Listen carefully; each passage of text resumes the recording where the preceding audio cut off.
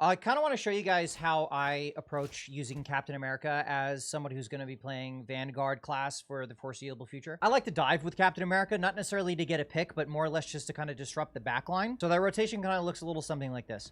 I'll sprint in, do a leap, slam, 1-2, throw the shield, and then 3 more hits. The reason why I like to dive in and hit the 1-2 and then throw the shield is that it gives me my charge up so that I can continue throwing the shield in case they start to run away. So what happens is when you dive in and you hit the 1-2, you have 5 seconds and 4 shield charges to throw.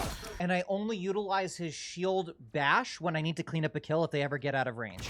If I didn't do enough damage or I didn't hit my shield throws consistently, I'm keeping that shield bash to just get out and get back to my backline. It's always best to just disengage if you can't get a cleanup or if you can't just get the kill yourself. Now, if you're utilizing Thor's team up ability and you're going to dive a backline with more than one healer, or if there is a DPS in the backline, I essentially do the same rotation, but I'll just charge up and then dive in and then just start throwing, because this will do a little bit more damage and I can close the distance as I'm chasing after people, so that I'm building up those shield charges to start throwing them, and then I'll still have my actual shield throw ability in case I need to clean something up.